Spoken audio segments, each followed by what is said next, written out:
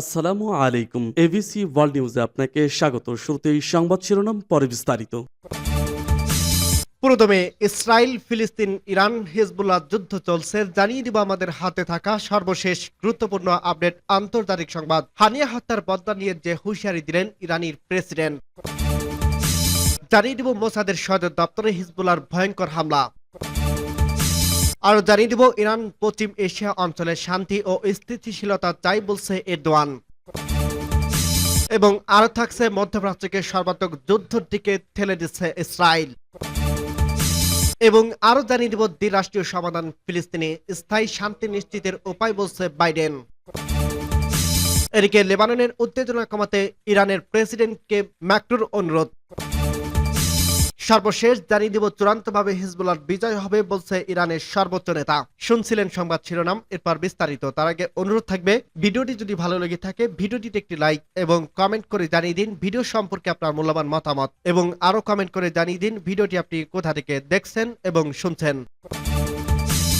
হানিয়া হত্যার বদলা নিতে যে হুঁশিয়ারি দিলেন ইরানের প্রেসিডেন্ট। ফিলিস্তিনি স্বাধীনতাকামী সংগঠন হামাস প্রধান ইসমাইল হানিয়া হত্যার বদলা নিয়ে ইরানের প্রেসিডেন্ট মাসুদ পেজেশকিয়ান বলছেন, ইসলামী প্রজাতন্ত্র নির্ধারণ করবে হানিয়া হত্যা কিভাবে, কখন এবং কতটুকু প্রক্রিয়া জানাবে। মঙ্গলবার 24 সেপ্টেম্বর আল জাজিরার সঙ্গে এক সাক্ষাৎকারে ইরানি প্রেসিডেন্ট একথা বলেন। গত জুলাই তেহরানে হামাসের নেতা ইসমাইল হানিয়া এবং তার এক দেহরক্ষী নিহত হন। ইসলামিক লেবিনিউশরি গার্ডস কর্পস আইআরজিসি একটি বিবৃতিতে জানায়, ইসমাইল হানিয়া হত্যাকাণ্ডে জায়নিস্ট শাসনের পরিকল্পনা এবং বাস্তবায়ন। এই হত্যাকাণ্ডের প্রতিক্রিয়ায় উচ্চপদস্থ ইরানি কর্মকর্তা জায়নিস্ট শাসনের বিরুদ্ধে যথাযোগ্য জবাব দেওয়ার অঙ্গীকার করছেন। ইসলামী বিপ্লবের নেতা আয়াতুল্লাহ সাইদ আলী খামেনি বলছেন, ইসমাইল হানিয়াকে হত্যা করে ইসরায়েলি শাসকেরা নিজেদের জন্য কঠোর শাস্তি প্রেক্ষাপট তৈরি করছে। পেজেশকিয়ান আরো বলেন, ইরানি সামরিক শক্তি এবং তার ক্ষেপণাস্ত্র ও অস্ত্র কেবল আত্মরক্ষার জন্য। 2015 সালে পারমাণবিক চুক্তি সম্পর্কে তিনি বলেন, ইরান আমেরিকার সঙ্গে আলোচনা করতে কোনো সমস্যা দেখছে, তবে ওয়াশিংটন প্রতিশ্রুতি পূরণ করেনি। বর্তমানে আমরা যুক্তরাষ্ট্রের পক্ষ থেকে আলোচনার জন্য সদিচ্ছা দেখাচ্ছি না, এবং এই একই ঘটনা পারমাণবিক চুক্তিতে ঘটছে।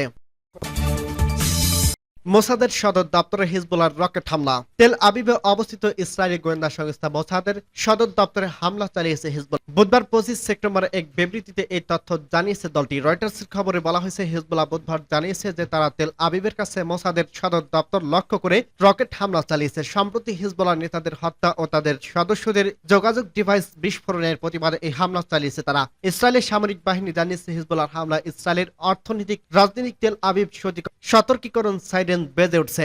এ সময় নেতানিয়াহুর শহর সহ মধ্য ইসরায়েলের অন্যান্য শহরে সাইরেন বাজানো হয়েছিল। তাদের ছোড়া রকেটটি মোসাদের সদর দপ্তরে হামলারই আগে বিমান প্রতিরক্ষা ব্যবস্থা দ্বারা বাধাগ্রস্ত হয়, সেজন্য কোনো হতাহত ঘটেনি। ইসরায়েলি বাহিনী বলছে যে সিরিয়া থেকে ইসরায়েলি ভূখণ্ডে প্রবেশকারী একটি ড্রোন গালিল সাগরের দক্ষিণ যুদ্ধ বিমান দ্বারা বাধা দেওয়া হয়েছিল।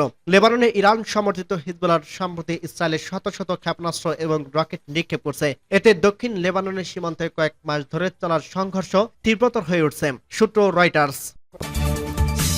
ইরান পশ্চিম এশিয়া অঞ্চলের শান্তি ও স্থিতিশীলতা চাই বলছে এরদোয়ান। তুরস্কের প্রেসিডেন্ট বলছেন, ইসলামী প্রজাতন্ত্র ইরান পশ্চিম এশিয়া অঞ্চলের শান্তি ও স্থিতিশীলতা প্রতিষ্ঠা করতে চায়। জাতিসংঘের সাধারণ পরিষদে নেওয়া ভাষণে রজব তাইপ এরদোয়ান ইরানকে এমন একটি দেশ হিসেবে উল্লেখ করছেন। পার্স টুডে আরো জানায়, পশ্চিম এশিয়া অঞ্চলের সংকটের কথা তুলে ধরেন তুরস্কের প্রেসিডেন্ট এরদোয়ান। গাজা উপত্যকা ইসরায়েলি অপরাধের প্রতি ইঙ্গিত করে বলেন, অবৈধ দখলদার ইহুদিবাদী ইসরায়েল এই উপত্যকাটিকে কবরস্থানে পরিণত করছে। তুরস্কের প্রেসিডেন্ট বলছেন, যে সব দেশ ইসরায়েলকে সমর্থন ও সহযোগিতা করছে তারা অবৈধ ইহুদিবাদীদের অপরাধের অংশীদার। তিনি আন্তর্জাতিক সম্প্রদায়ের উদ্দেশ্যে বলছেন, কয়েক দশক আগে হিটলারকে যেভাবে বিশ্ব ঐক্যের ভিত্তিতে বন্ধ করা হয়েছিল, তেমনি আন্তর্জাতিক সম্প্রদায়ের উচিত নেতানিয়াহুকে থামানো। এরদোয়ান লেবাননের বিরুদ্ধে ইসরায়েলি আগ্রাসনের প্রতি ইঙ্গিত করে আরো বলছেন, ইসরায়েলকে অবশ্যই তার অপরাধের জন্য শাস্তি দিতে হবে এবং এর সকল ধ্বংসাত্মক অভিযানের ক্ষতিপূরণ দিতে হবে। সূত্র পার্স টুডে।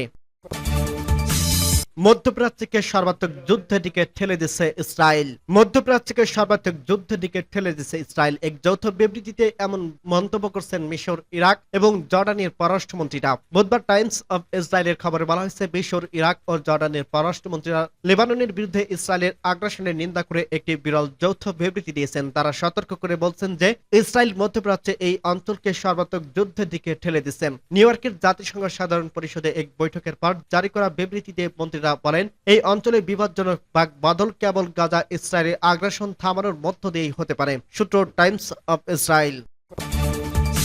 দ্বিরাষ্ট্রীয় সমাধানে ফিলিস্তিনি স্থায়ী শান্তি নিশ্চিতের উপায় বলছে বাইডেন। মার্কিন প্রেসিডেন্ট জো বাইডেন বলছেন ফিলিস্তিনের স্থায়ী শান্তি নিশ্চিত করার একমাত্র উপায় হলো একটি ফিলিস্তিনিদের জন্য একটি এমন ব্যবস্থা যেখানে ফিলিস্তিনিরা শান্তিপূর্ণভাবে বসবাস করতে পারে। লেবাননে ইসরায়েলি হামলায় সহিংসতা বেড়ে চলার প্রেক্ষাপটে বাইডেন একথা বলেন। জাতিসংঘ থেকে বার্তা সংস্থা জানায় নিউ ইয়র্কের জাতিসংঘ সাধারণ পরিষদে বক্তৃতা দিতে গিয়ে মঙ্গলবার বাইডেন বলেন গাজায় যুদ্ধবিরতি সময় এসেছে। অবরুদ্ধ ফিলিস্তিনি ছিটমহলের নিরাপদে বেসামরিক অধিবাসীরা নরকের যন্ত্রণা ভোগ করছে উল্লেখ করে তিনি বলেন এখন ইসরায়েল ও হামাসের যুদ্ধবিরতি এবং জিম্মি চুক্তিতে সম্মত হওয়ার সময় আসছে। এই চুক্তি জিম্মিদের বাড়ি ফেরার সুযোগ পাবে এবং ইসরায়েলের নিরাপত্তা নিশ্চিত করবে। গাজায় দুর্ভোগ কমানো এই যুদ্ধের অবসান ঘটাবে। লেবাননে ইসরায়েলি হামলায় একটি পূর্ণমাত্রায় যুদ্ধের বিরুদ্ধে হুমকি সৃষ্টি হওয়া নিয়ে সতর্ক করে দিয়ে বাইডেন একটি কূটনৈতিক সমাধানের আহ্বান জানান। বাইডেন বলেন পূর্ণমাত্রায় যুদ্ধ করার স্বার্থ নয়, যদি পরিস্থিতি অবনতি হয়েছে তবুও একটি কূটনৈতিক সমাধান সম্ভব। সূত্র বাসস। লেবাননে উত্তেজনা কমাতে ইরানের প্রেসিডেন্টকে ম্যাক্রোর অনুরোধ। ফরাসি প্রেসিডেন্ট ইমানুয়েল ম্যাক্রো মঙ্গলবার এক আলোচনায় ইরানি প্রেসিডেন্টকে লেবাননের ক্রমবর্ধমান উত্তেজনা কমাতে তার প্রভাব ব্যবহার করার অনুরোধ জানিয়েছেন। ফরাসি এলিস প্রসারের উদ্ধৃতি দিয়ে জাতিসংঘ থেকে বার্তা সংস্থা এএফপি এ খবর জানায়। এলিসির বিবৃতিতে বলা হয়েছে ফরাসি প্রেসিডেন্ট ইরান সমর্থিত হিজবুল্লাহর নাম স্পষ্ট উল্লেখ করে বৈঠকে ইরান দায়িত্ব তুলে ধরেন এবং প্রেসিডেন্ট মাসুদ পেজেশকিয়ানকে ক্রমবর্ধমান উত্তেজনা নিঃসরণে ও অস্থিতিশীল কর্মকাণ্ডে লিপ্তদের ওপর তার প্রভাব খাটানোর জন্য অনুরোধ জানিয়েছেন। সূত্র বাসস। চূড়ান্তভাবে হিজবুল্লাহ বিজয়ী হবে বলছে ইরানের সর্বোচ্চ নেতা। ইসলামী প্রজাতন্ত্র ইরানের সর্বোচ্চ নেতা আয়াতুল্লাহ উজামা খামেনি বলছে গাজা তথা ফিলিস্তিনিদের জনগণের আক্ষরিক অর্থে আল্লাহর সন্তুষ্টি জনসংগ্রাম অর্থাৎ জিহাদ ফি সাবিলিল্লাহ আঞ্জাম দিচ্ছে। ইরানের পবিত্র প্রতিরক্ষা সপ্তাহে পঞ্চম দিনে আজ বুধবার প্রতিরক্ষা যুদ্ধে অংশগ্রহণকারী একদল সাবেক সৈনিক এবং প্রতিরোধ সংগ্রামে সক্রিয় একদল ব্যক্তির সঙ্গে বৈঠককালে তিনি একথা বলেন। সর্বোচ্চ নেতা আরো বলেন লেবানন হিজবুল্লাহ যারা কেরা গাজাকে রক্ষায় বুক ফুলিয়ে এগিয়ে এসেছে এবং তিক্ত ঘটনার সম্মুখীন হয়েছেন তারা আল্লাহর জন্য জিহাদ আঞ্জাম দিচ্ছে। চূড়ান্তভাবে হিজবুল্লাহ তথা ইসলামী প্রতিরোধ ফ্রন্ট বিজয় অর্জন করবে বলে তিনি মন্তব্য করছেন। আয়াতুল্লাহ খামেনি বলেন শরিয়া মোতাবেক এখন স্পষ্টভাবে সবার জন্য ফরজ দায়িত্ব হচ্ছে ফিলিস্তিন ও আল আকসা মসজিদকে মুক্ত করা, মুসলমান তথা আসল মালিকদের কাছে ফিরিয়ে দেওয়ার চেষ্টা করা এবং এক্ষেত্রে সহযোগিতা করা।